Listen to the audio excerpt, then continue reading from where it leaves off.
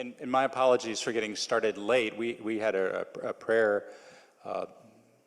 session, really just for us to reflect about Israel and what's happening in Israel. So I appreciate your patience.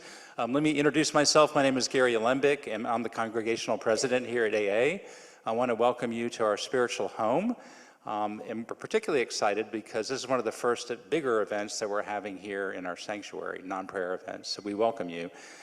I would like to invite Leslie Anderson, the Executive Director of the Atlanta Jewish Community Relations Council, also known as JCRCA, and Harry Block up to the bima to recite both the Prayer for Israel and Hatikvah. And for those that do have prayer books, the Prayer for Israel can be found on page 149. I did also want to remind folks that there are cookies and there's coffee and water outside the sanctuary. We would ask that you not bring food into our sacred space. So I'll turn it over to Leslie, and welcome. Thank you for being here.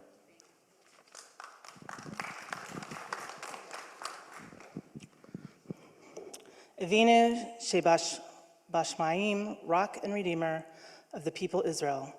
Bless the state of Israel with its promise of redemption. Shield it with your love. Spread over it the shelter of your peace. Guide its leaders and advisors with your light and your truth. Help them with your good counsel. Strengthen the hands of those who defend our holy land. Deliver them. Crown their efforts with triumph. Bless the land with peace and its inhabitants with lasting joy. And let us say, Amen. Please join me, and those who are able, please rise for Hatikvah, and let's make Jerusalem hear us. Kol od balevav penima nefesh Yehudi homiya ulfatei mizrach kadima Ayin Letzion Sophia Od lo avda tikvatenu Hatikva shnot alpayim Liotam chafshi Be'atzenu Eretz Zion Yerushalayim Liotam chafshi Be'atzenu Eretz Zion Yerushalayim. Thank you all so much for being here this evening. I'd like to welcome really the driver behind this fantastic event and a wonderful advocate for Israel here in Atlanta and really across the country and across the world. Please, I'd like to introduce Cheryl Dorchensky. She's the Executive Director of the Atlanta Israel Coalition here in Atlanta, and she is a tireless advocate for the state of Israel and its people, and I've learned so much from you, and we are eager to learn more this evening.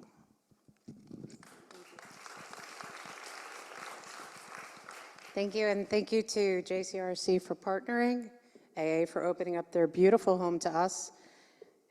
Cantor Harry, thank you for singing beautifully for us and leading us. Oh, that's sweet. So, you know, we had a totally different program planned, and then everyone knows what's going on, right? So we're going to be talking quite a bit about Israel. I'm very thankful that Darrell Blocker has still chosen to come be with us and will be sharing with us. And I'd like to invite our chairperson, our committee chairperson. Rachel, are you here? Or is she tired? There you are, right in front of me. Rachel Ahavath, thank you so much. She's been a really incredible advocate, and we are very grateful for her being here and sharing. So here you go. Thanks. Hi, guys. I really shouldn't be using these, but I'm going to anyway, because I'm a little bit nervous. Sorry, can you hear me now? Okay. Erev Tov. Thank you for coming. So my name is Rachel Elovitz. I am a member of the board of the JCRCA and the Atlanta Israel Coalition and a member of AA, and I have wanted to do this event for a while because Darrell is such an incredible person, and I just wanted to bring him here so y'all could hear from him. We are very thankful to AA for hosting and to the Israeli consulate for partnering with us. Unfortunately, Anat could not be here tonight, the Israel consul general, for reasons that I think we all understand. I need my glasses because I'm old, excuse me. Okay. So, it's been a rough week for all of us. In a few minutes, I'm gonna invite up Darrell, who's gonna shed some light on a few things for us. But as remarkable as he is, he doesn't love talking about himself, so I'm gonna tell you a few things about him. So I met Darrell at the University of Georgia in, date myself, 1984. And I had left my hometown of Birmingham, Alabama, where being Jewish wasn't always easy. And I'd gone to a public school, but it was all white. And went to Georgia and joined a sorority, Jewish sorority, all white. For Jewish fraternity, was a sweetheart for a Jewish fraternity, again, all white. And then one day, this really handsome, charming, intelligent African-American man comes up, and he's got a high on his chest, and just took me by total surprise, and was one of the nicest human beings I'd ever met. And I ended up, injudiciously, deciding to transfer to Texas. And one day, I get a knock at the door, and there's Darrell in his military uniform.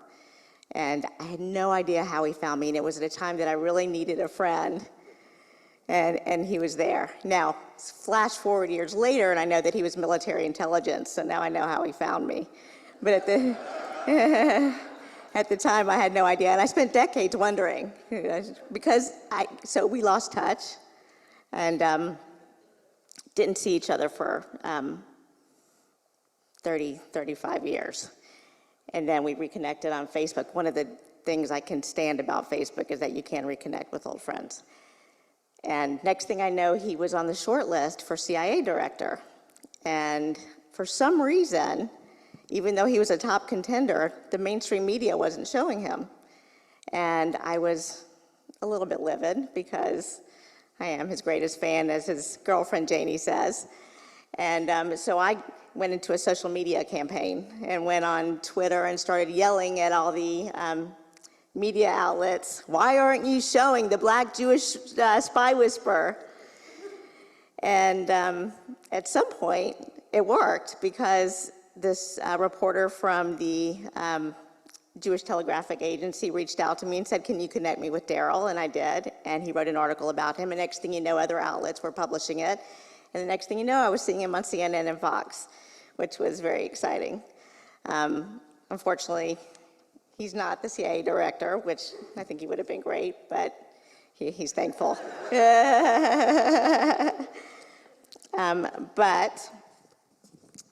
So what I ended up, after we reconnected, learning about Darrell, which is, I had missed all these years of his life, and just some really incredible stuff. So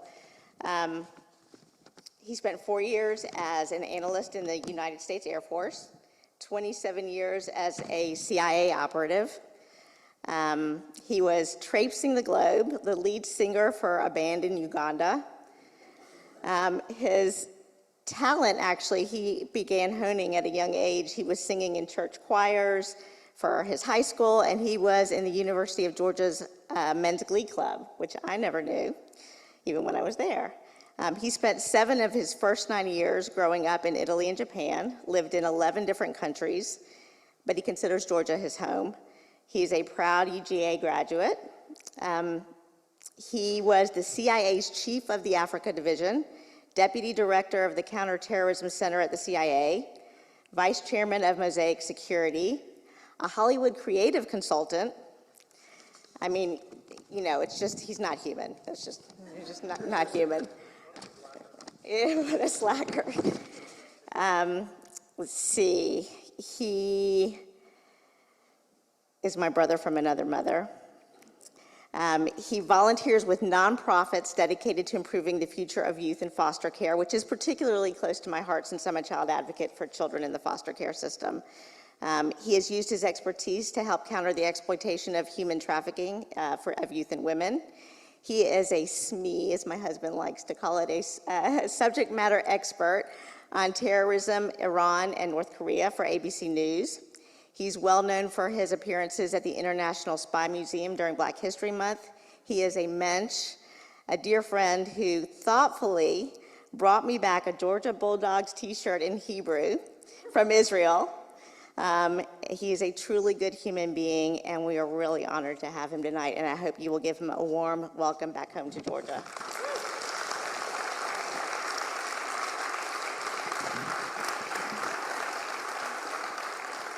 Love you, my friend. Love you too, thank you. Oh, you don't need that. All right, which mic am I using? The one in my ear? Is this one in my ear working? This is working? Okay. I think we're mic'd up, right? Can you guys hear me? Oh, I can hear me.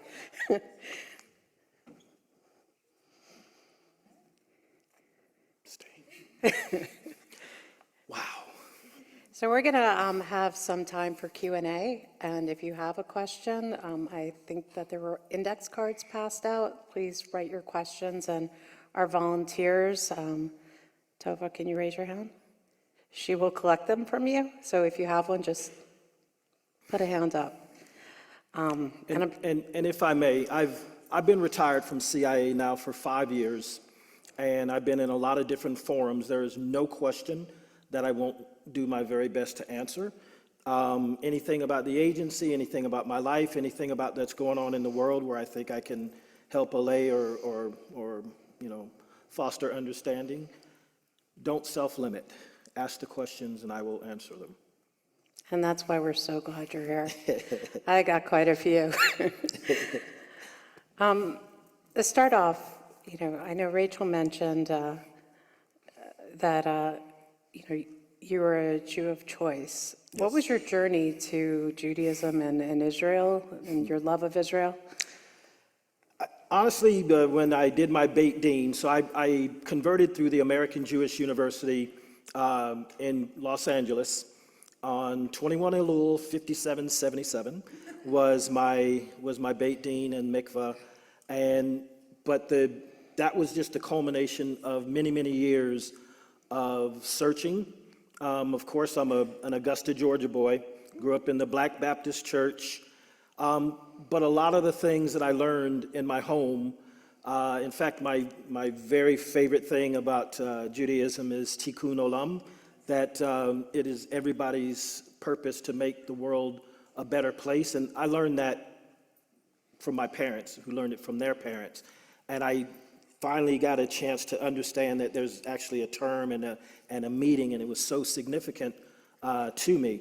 So my path, I told the rabbis when I did the Beit Din, they said, well, when did you know? And I said, honestly, I think I was born Jewish. It just took me this long to actually get there. So my path was through the University of Georgia. There's a lot of my AIC brothers and my Georgia Tech brother and a whole bunch of my University of Florida sister and all the folks that I've known since the mid '80s. I now know their children who are in Athens.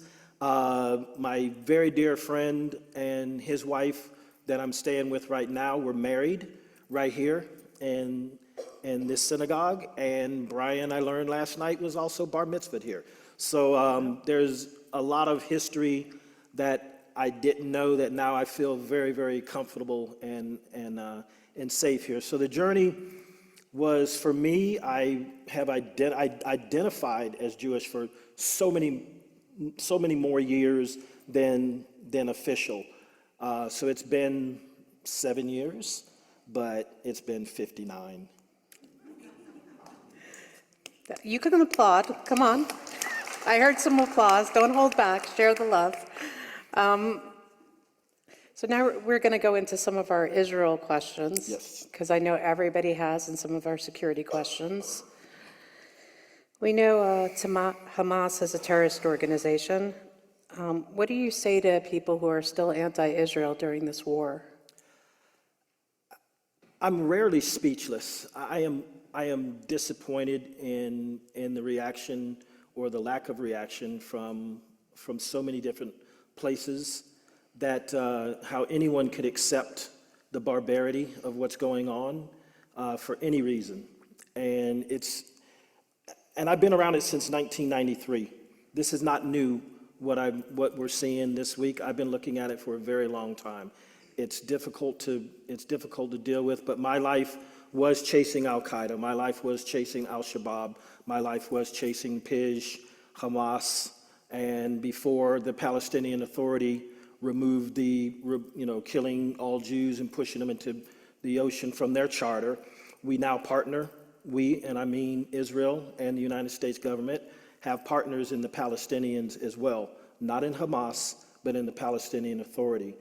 The level of killing that we've seen, I've only ever seen it one other time, ISIS in the 2013 to 16 timeframe was doing some of the most heinous things for longer than 5 days, in fact, for 7 or 8 years. And the world turned a blind eye to it. Of course, their intelligence services are constantly looking and monitoring that stuff, but it's hard to understand how anyone could treat someone who is unable to defend themselves, whether it's someone that's, in elder care or an infant, and there's no justification for it. And quite honestly, there are Palestinians that are in the territories who are upset, and that's what someone like my background is looking for, that person who's trapped. If I could just tell a quick story about ISIS and how you go about recruiting people who are in terrorist groups. And yes, sometimes to get to the even worse people, you have to engage with people who might have been involved in doing some things. So there are a lot of people who thought that the caliphate, it was their Muslim duty to go join the caliphate. This was al-Baghdadi, ISIS from the very beginning. ISIS split off from bin Laden because they thought bin Laden was too soft. So just imagine that. ISIS went above board. They just went over the top. Everything that you've witnessed in the past 5 days is what ISIS is very, very known for. So you're starting to hear little elements of that. I would be shocked if many of the fighters, many of the terrorists, many of the people who came in on into whether it was the kibbutzes or whether the festival, the music festival, that they had a lot of experience in Syria and possibly in Iraq or in Afghanistan. I've learned to cry in the shower. I've learned to compartmentalize the humanity side of what you're seeing, just to push through and go after people. So we're always looking for that person who thought they were doing their Muslim, their Islamic duty, who got there and recognized that this is not what I thought it was. This is not the religion that I was taught, but now they're trapped. But that trapped person is looking for redemption. They're looking for that possibility that they can maybe right a wrong just by going there and being a part of it. So some of those people who are in custody are going to be great sources of information, even if they did horrible things. That's the nature of an intelligence officer. It is not easy and it's not for everyone, but I'm confident that the leaders of Hamas, their days are numbered, and there's going to be, the sword of Gideon is going to wield, and it's going to. I could go on, but my point is, some of those really, really bad people are going to do the right thing. At the end of the day, you just have to, gut it out and recognize that you can't. You have to get in the pigsty sometimes to push past. Maybe pig wasn't a good example here, but It was an example. So is Hamas terrorists, we hear Hamas terrorists, are those the only terrorists that are in that region right now attacking Israel? There were rumors about Hezbollah. So there's still the Sunni Shia split. Iran is able, from a political and, just from a political perspective, they're willing to fund some of the like-minded Sunni organizations, of which Hamas is. I would venture to say, just from the complexity of how they came in and how they attacked that Quds force, which is a part of the Iranian Revolutionary Guard, I would imagine that Quds force had some influence, if not direct involvement in. I would imagine that Hezbollah on the ground. I would imagine that Syria probably wanted to stay out of it. Syria has been in a civil war since 2011. They might have transited there, but I would imagine that he does not want the wrath of Israel or the United States or the West to push out the leaders in Syria. So Lebanon, Hezbollah has been fairly quiet. They're still shooting and there's still bombs coming in. But I got a text today from, let me back up. This time last year, I was in Jerusalem. Rachel talked about the shirt, the Georgia Bulldog in Hebrew that I got. And Erez was our guide. He was 23 years IDF, spent 16 of those years on the Golan Heights. And when we were trying to figure out whether this was the best guide, and he says, "I know the Golan from rock to rock," and he did. And he's older than I am. He's probably in his mid to late 60s, and he is already back in the Golan on the heights, ready to go to action. I'm not even a little bit surprised. So you mentioned, what is really happening. Now, I see all these things on the media and social media. Mm-hmm. How do we know what's actually true and what's not? Like, what sources of news do you watch? Honestly, I watch a little bit of everything. I watch Fox, I watch Al Jazeera, I watch BBC. I try to watch it at different times of the day because they're all telling the same story from different perspectives.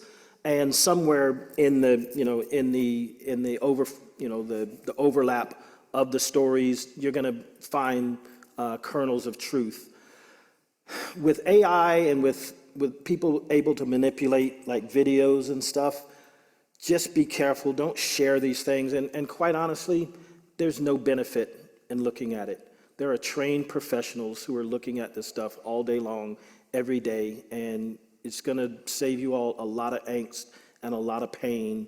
So if you are insistent on keeping abreast of what's going on, find a window of time that you do that, in the morning, whatever it is, not before bed.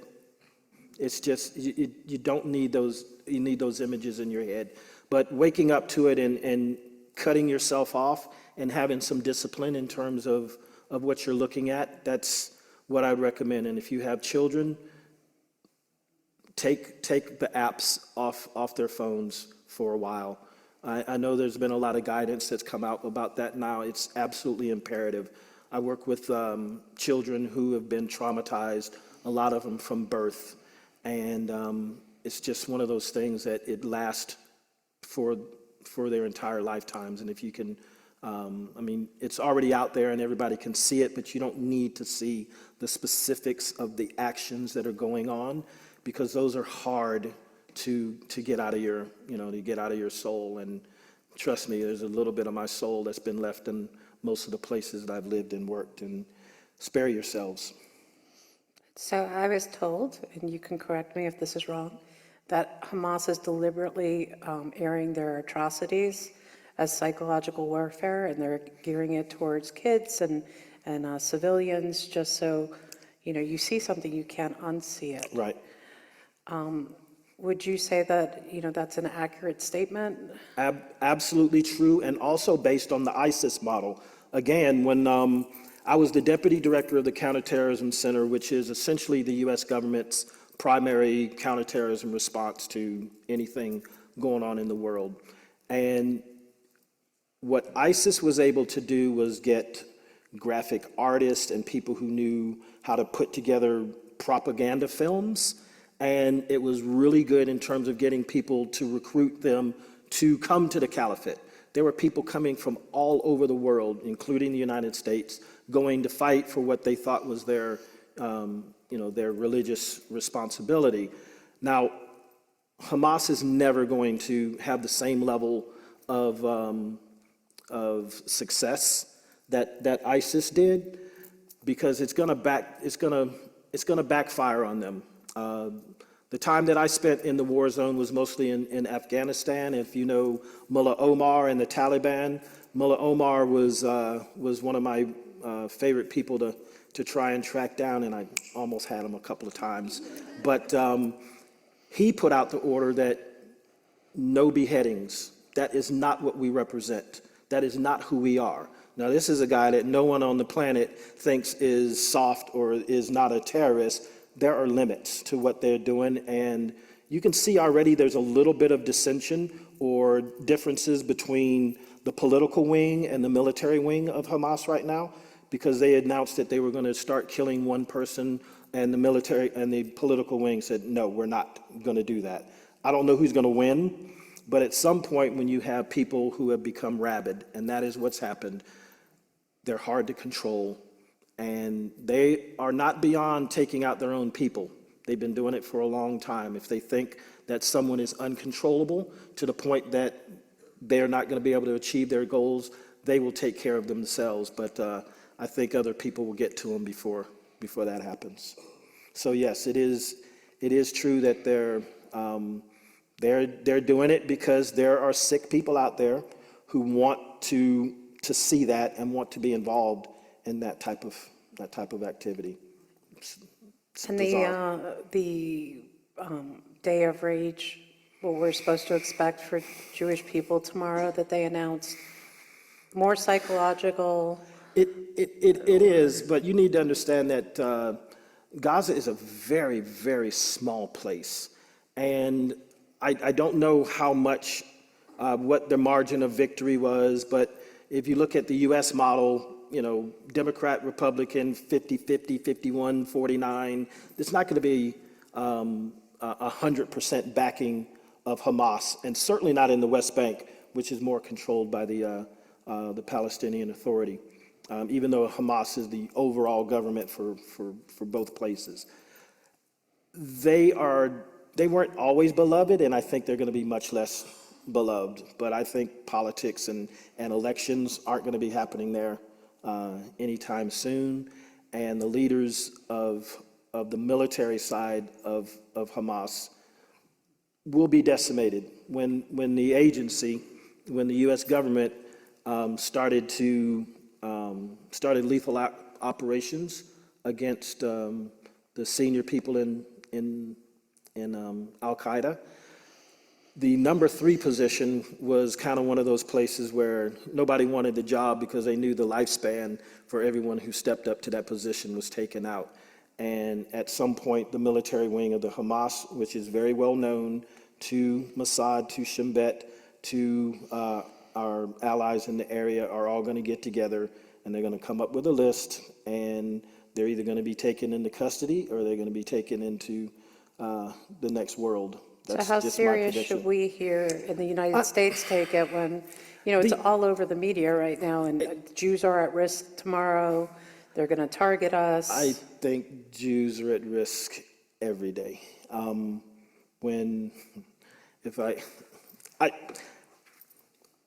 gotten that question several times today. A good friend of mine has a child in a school in Los Angeles, and she's like, oh, this thing is happening. I said, listen, take the day off with your kid. Go to the movie, go do something fun, go do something that's going to take their mind away from it. It'll take your mind away from it as well. They'll get a day off from school, the kids will be happy, and this will pass. Hamas does not have the pull outside of the region that even ISIS or Al-Qaeda had. There will be lone wolves, meaning there'll be people who want to prove themselves, on the level of what's been happening in Israel. But I don't see wide-scale attacks against Jews anywhere in the world, quite frankly, not even in the Middle East right now. Those countries do not want war. They don't. And they recognize what it means and what we're seeing in terms of buildings being destroyed. We have the capability to flatten the entire planet. The United States does if we need to. It's not going to come to that. Thank you for clarifying. No, you have to look at capability and you have to look at someone's will to do something. Hamas has never been capable on the level of what just happened this past week. So that's why I'm saying, as a guy who's been studying, military and intelligence services since 1982, that they had help. I understand that the U.S. government and the Israeli government can't specifically and definitively say that it was Iran, but I'm telling you that it was Iran. I've been studying Iran for a long time, and I'm sure I'm going to get flack about this from other folks, but Iran has been responsible for most of the proxies and most of the groups that have sprung up since 1979, and it all goes back to the Ayatollahs. But understand this, the people of Iran, the majority of the people, I think it's up to 70–80% now, were people who were born after the revolution. These are people who have no concept of what it was before, and yet they don't like their government. They don't like their government at all, and they're fighting their government. They're in the streets, whether it's the women in the scarves going back. There's a revolution that's going on that hopefully in our lifetime maybe we'll see a change, but it's not yet. The Ayatollahs still have, as long as whoever controls the military and the security services typically are going to control the population, and as of right now, the IRGC, the MOIS, the Ministry of Intelligence and Security, has a very strong hold on the entire country, their economy and everything else. But they don't want to, they use proxies so that they can say, we didn't have anything to do with it. Yeah. It's not us. So But it is. we've got all the conspiracy theories coming out, and people are saying, how could the United States have known absolutely nothing? How could Israel have known absolutely nothing? How could they? The first, so I'm a contributor for ABC News, and on Sunday morning I woke up to, I don't know how many queries, because they know my background is in terrorism in Iran, like, oh my God, this is, I'm like, yeah, this is the worst thing that I've ever seen, and I don't think they're capable of it. So it had to be outside factors. But everything was couched as an intelligence failure. I would suggest that it was an all-of-government failure, and not just the Israeli government or the American government, but we do have really good, solid partners in some of the services in Egypt and in Jordan and in other places in the area that should have maybe heard a little pieces or little snippets of information.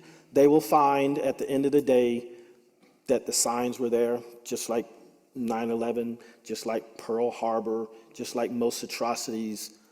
No one wakes up in the morning and says, I'm just going to go shoot up a synagogue. They have thought about it, they've planned for it, they've done some things, but it wasn't really recognized or seen as the ultimate threat that it became. So That's scarier in itself.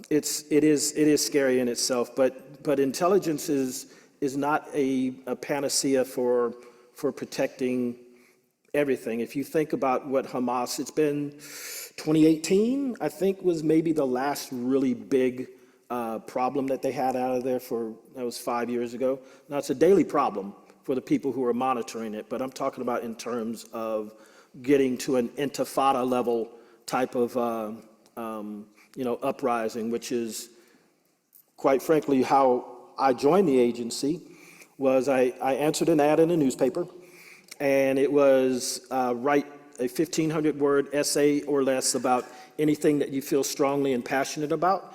The Intifada was going on at the time, so that's what I wrote about.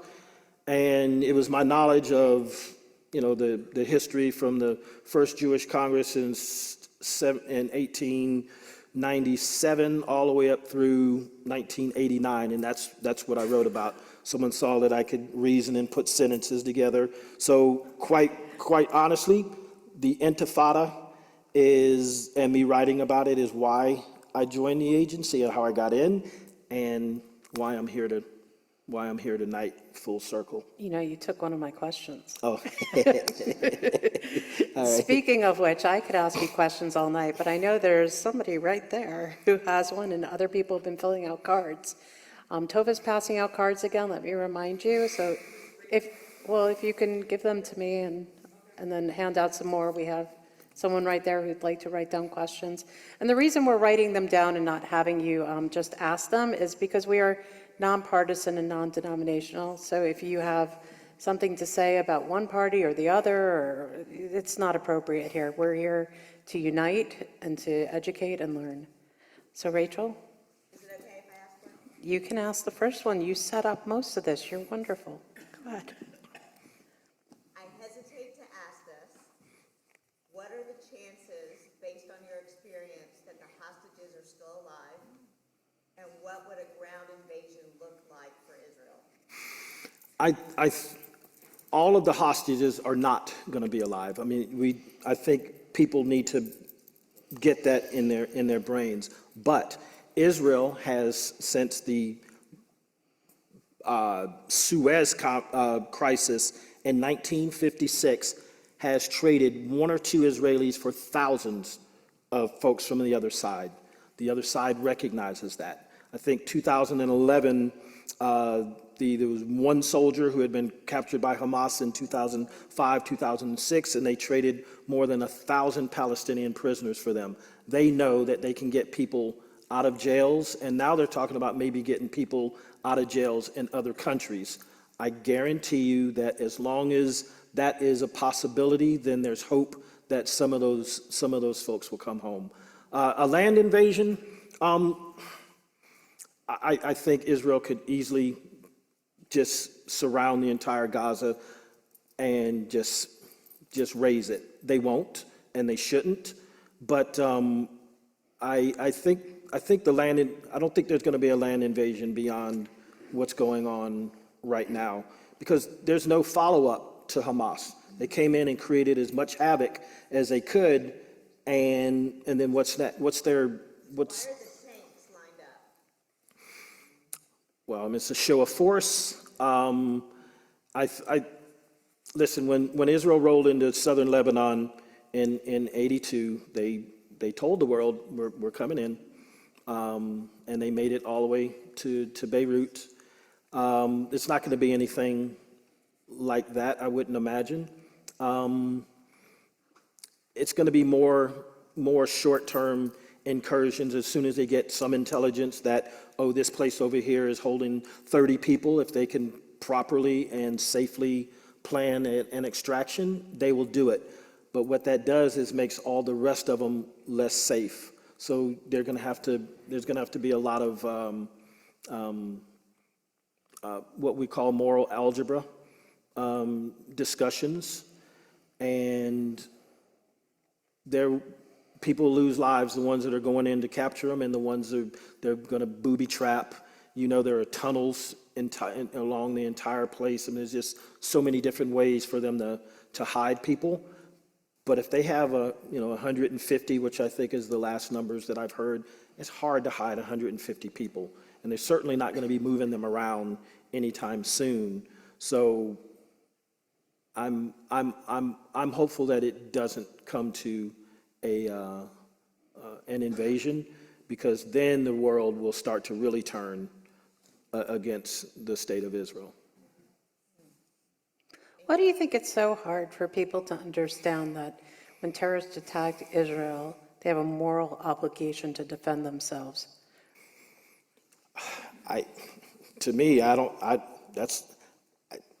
so the right of self-defense is inherent, I think, in everybody's world, in everybody's history. And, the argument, one man's terrorist, another man's freedom fighter, Benjamin Franklin, our founding fathers to the Brits were terrorists, pure and simple, they were.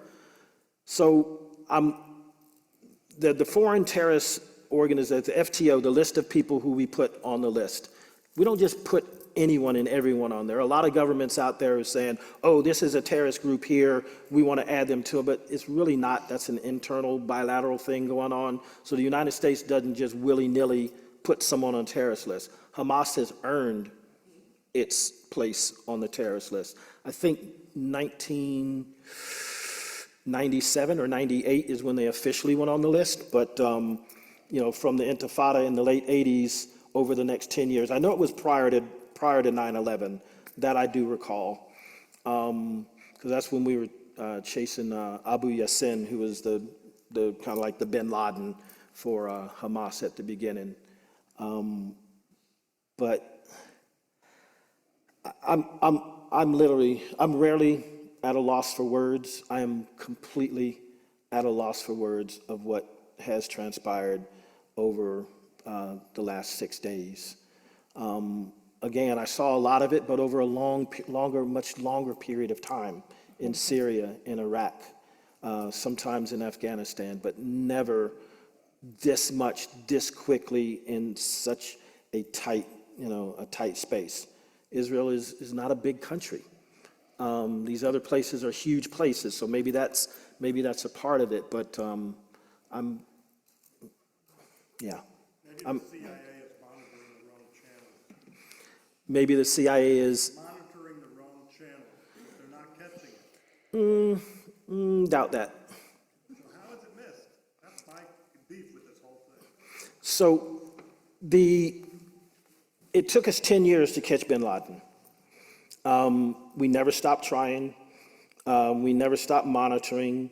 But at some point, when you use really good tradecraft, when you're very careful about how you pass on information from one group to another, if it's if it's mouth to mouth, my mouth to your ear, there's no one who's going to intercept that.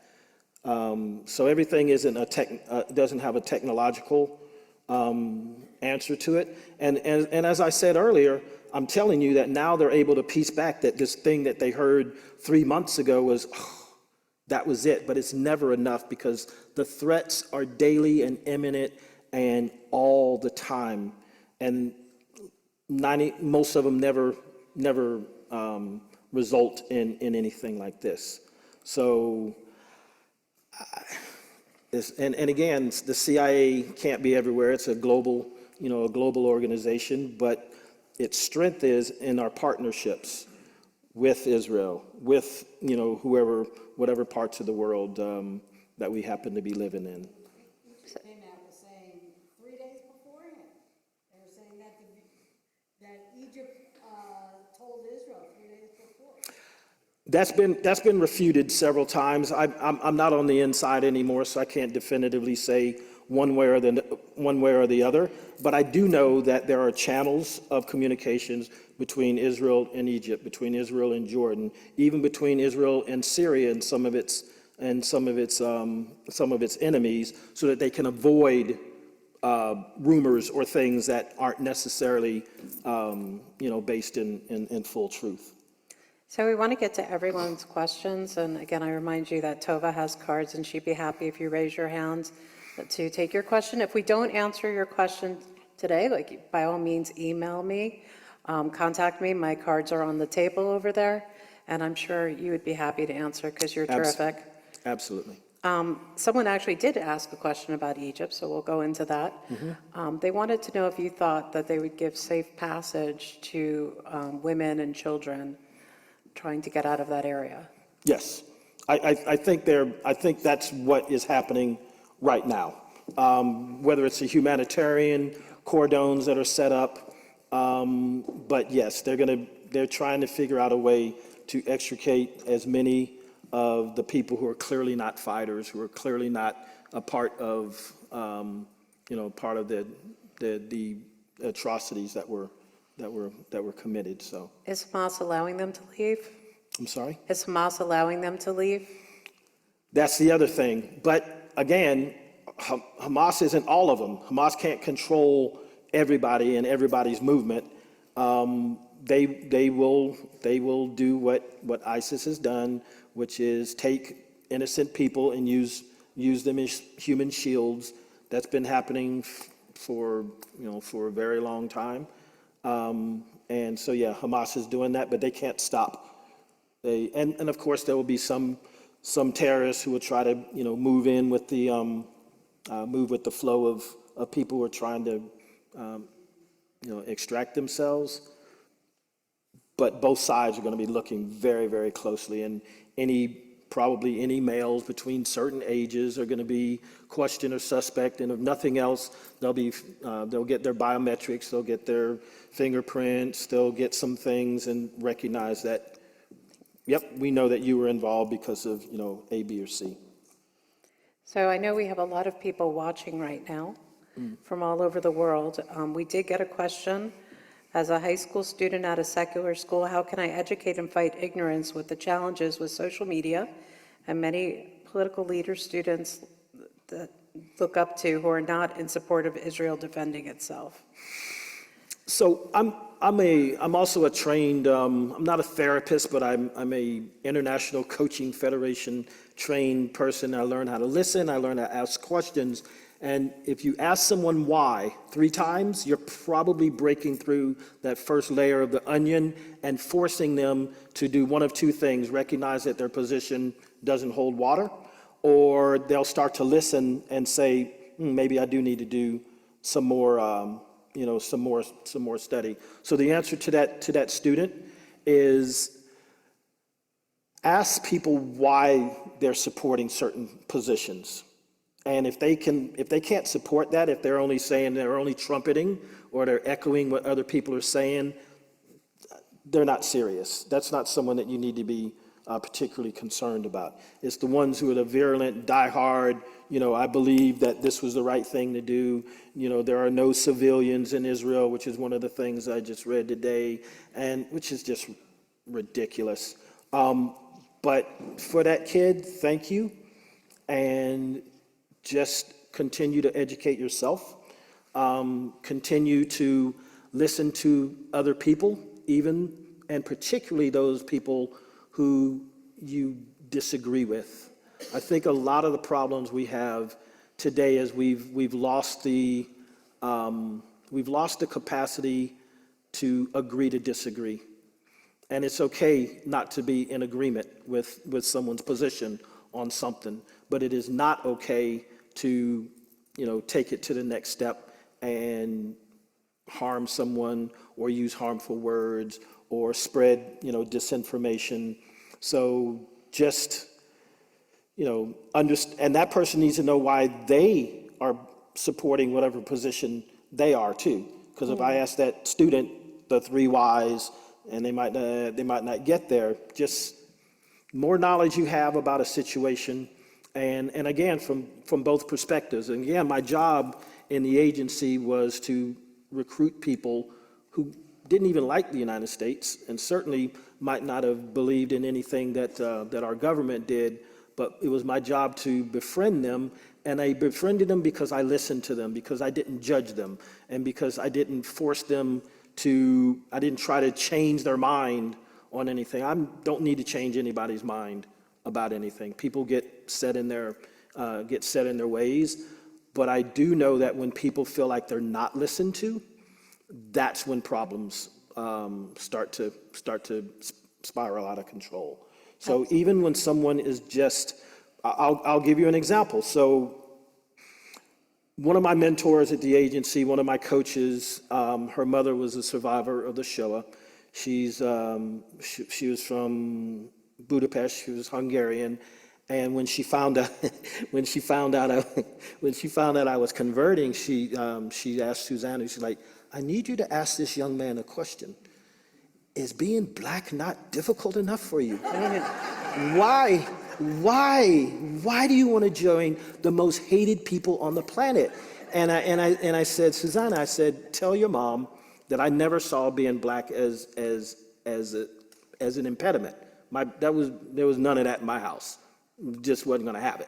If you didn't make it, it was because you didn't try hard enough, because you gave up, or whatever it was. And I never saw being Jewish as a negative. It's only been a positive in my life. So for me, it was easy. Logic, reason, empathy, treating someone with humanity. Now, 4 of my field assignments for the agency were in Muslim majority countries. I observed Ramadan in every one of those countries. Why? Because I needed to understand what they were going through. I needed to understand, just like the traditions that I've been learning for the last 7 years in my transition to Judaism. I just need to know. And people are appreciative of that. And so understand why people feel the way they do, I think, is important. You don't have to, I'm not asking you to agree with them. I'm just asking you to listen in a way that might even be painful or difficult for you.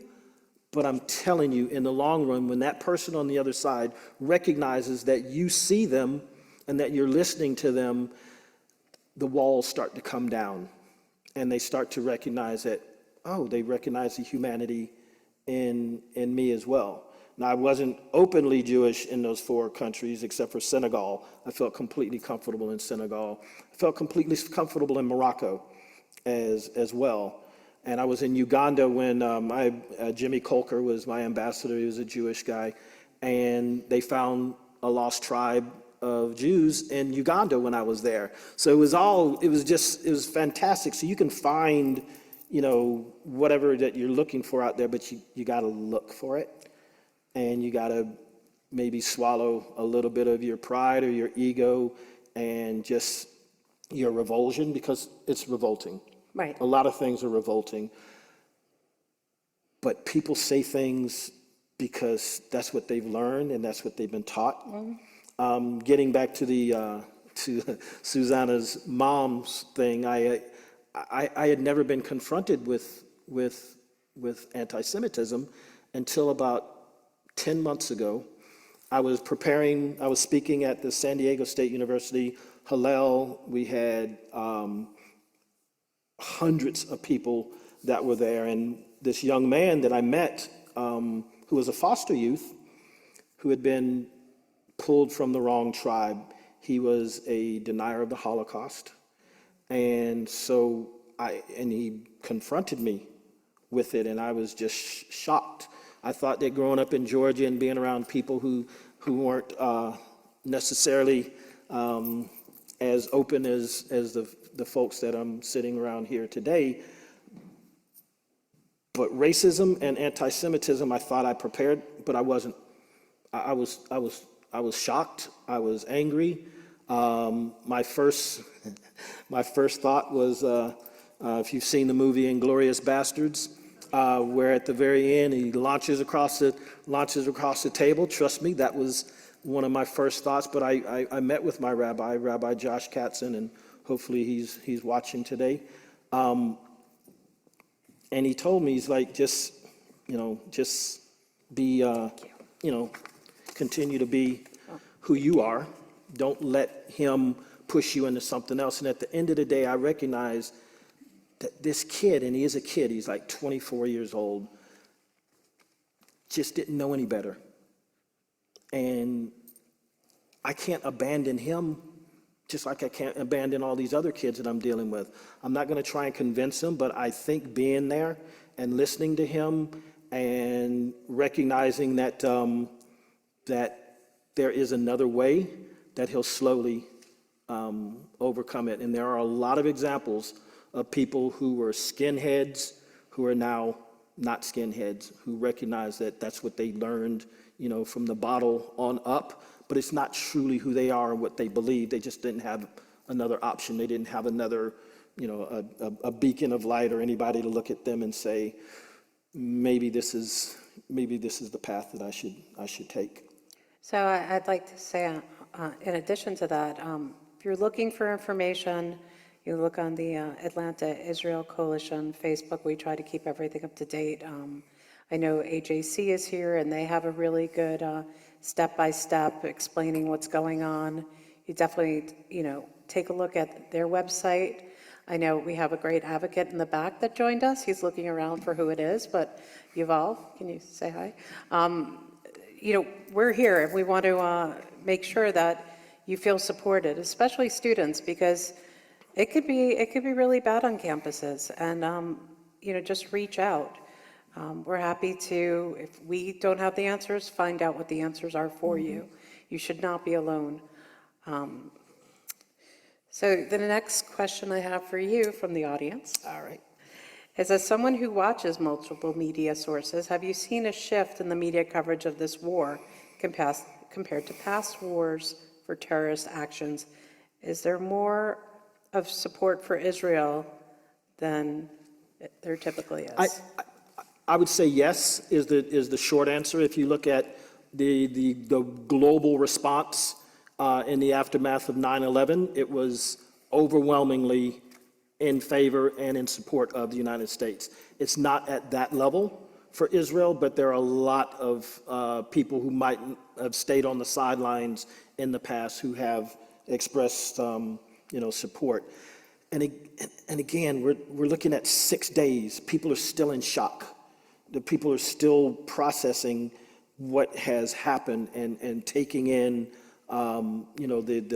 just the immensity of it. So I think the world is still trying to figure it out. But I think there's more support for the people of Israel than there has been in a typical situation. Yes. So I think you touched upon some of this with your explanation about people wanting to be heard and kindness and listening. Somebody wrote, "Bombing is easy, killing is easy from the air, but the problem is rooted deeper. It's generations of negative indoctrination. How does that get changed?" Is there anything additional you could share about that? When Al-Qaeda tried to take down the World Trade Center in 1994, January of 1993,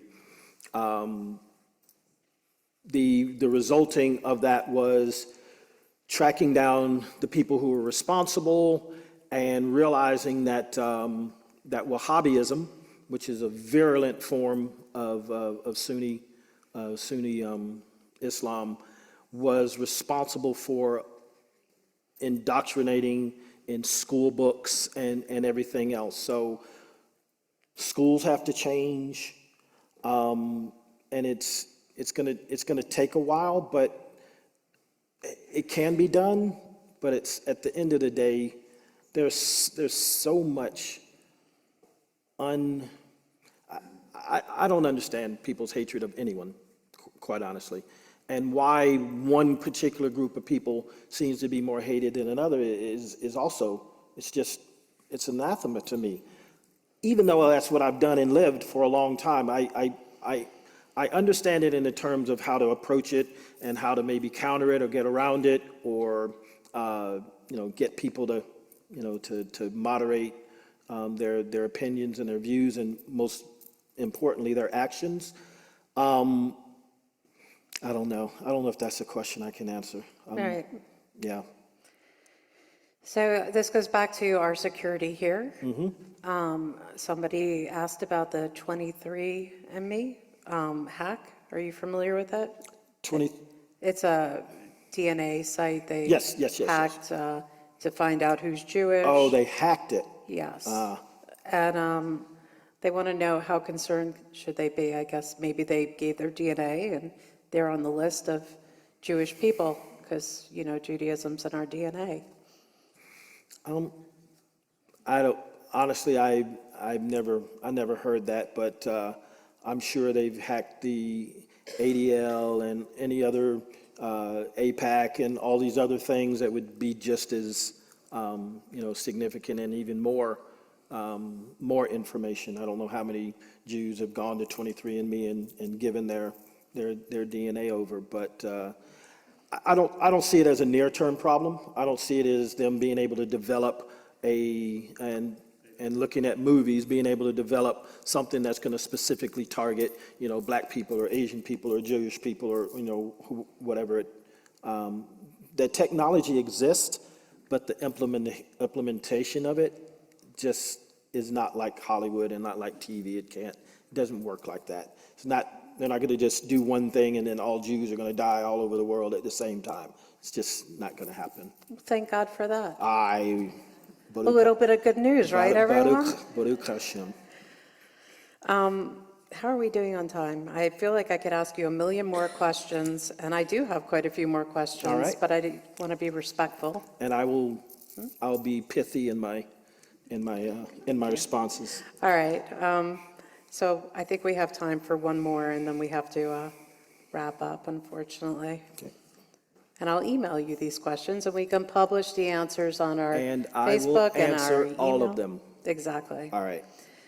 So generally speaking, would you say that the CIA is pro-Israel or not? And what can we do to get our government to be more supportive in putting together basic human guardrails to prevent things like this from happening? I think the Abraham Accords, I think the fact that Saudi Arabia was and has been for a very long time, this isn't anything that's happened overnight, this is something that's happened over generations.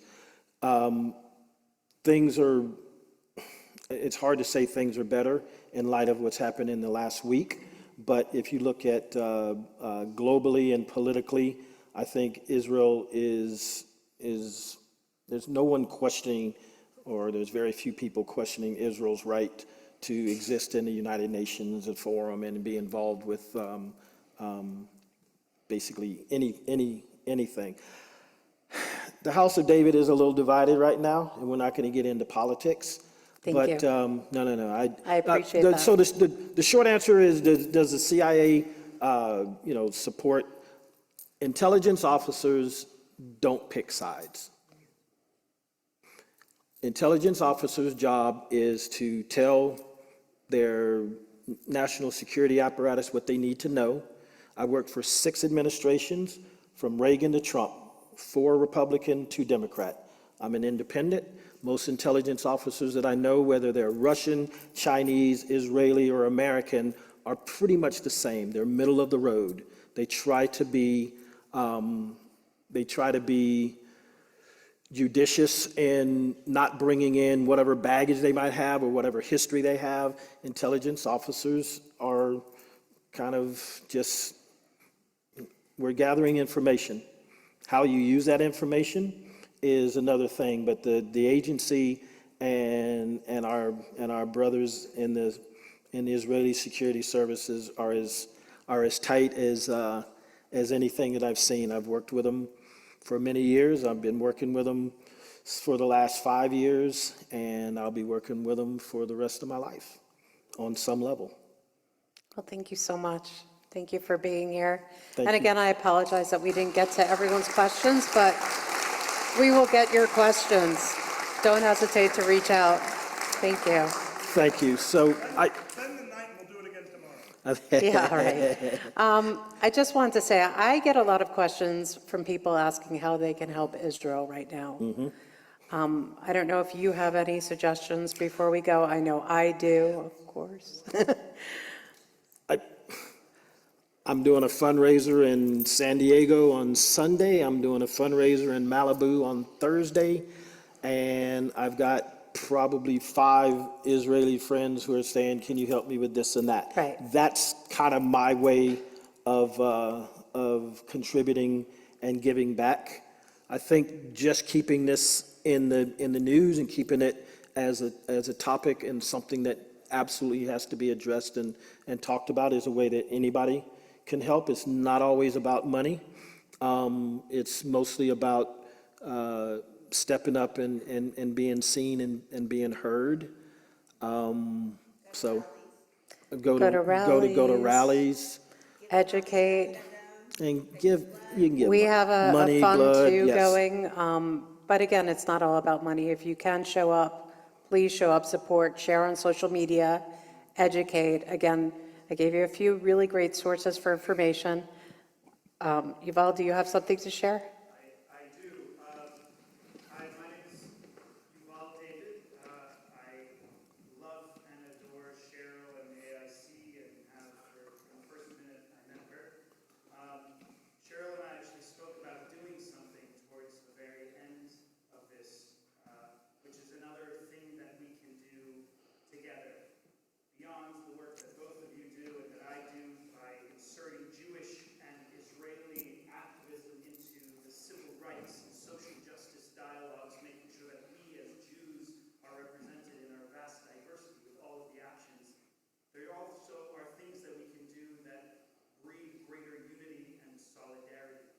So Cheryl and I spoke about. Do you want to start us off? I will, but only if I can stand next to Cheryl. Wait, my voice wasn't. And you are a singer, right? I I'm am, hoping but you'll what are we join us. singing? Come on, this is a What surprise. are we singing? Well, I won't need the microphone for this. I have to. I'm taking mine off. So You don't want to hear we've me. had so many. You've all heard what I said before, I assume. Yeah, great. We've had so many rallies and demonstrations, and we're struggling to find out how we can insert the joy back into our lives. We as a people, as the Jewish people, whether we're of Jews for generation after generation or new Jews who bring in your own stories of peoplehood and bring it into Or ours. non-Jews, Or non-Jews. everyone. That's why I like the plus that we see in the LGBTQ plus community. We have a plus for our Jewish community. It's the plus of allyship who are with us. So we know that we need to bring in happiness when we can, because we as a people have so many reasons to cry and cry. And as my grandmother, who was a Holocaust survivor and hero, always reminded me that, yes, we have the ability to cry and too many reasons to do it, but we must make sure that we also laugh. So we laugh and cry. The laughter means so much more because we know how to cry. And when we laugh, that also takes the crying to greater depths. Just like a heart rate monitor, it goes up and down and up and down. And as long as it keeps going up and down and up and down, we're living. When it stops doing that, we don't. So there's a song that most of us, or dare I say almost all of us, probably know, and Cheryl and I spoke about this before. It's Yisrael Chai. Yet, we wanted to do it a little differently in the conversation that Cheryl and I had earlier. Instead of singing it with the joy and the jumping up and down, I'd like us to just take it slow. So if you can, reach your hand to somebody or maybe even stand. And those of you who have your iPhones, this is another answer to your question. What can we do? We can protest, we can resist, we can write letters, but we also need to post on social media because people are questioning our narrative. So those of you who have a phone, get ready to record because you're going to want to keep this. We're going to sing Am Yisrael Chai slowly. Am Yisrael Chai, Am Yisrael Chai, Am Yisrael, Am Yisrael, Am Yisrael Chai, Am Yisrael Chai. Keep singing. Am Yisrael Chai. We sing this in memory of those who were killed. Keep singing. We sing it in memory of those who are abducted. We sing it in memory of those and in the hopes that we have for those who we still don't know where they are. Am Yisrael Chai, Am Yisrael Chai, Am Yisrael, Am Yisrael. Yisrael, Am Yisrael, Chai.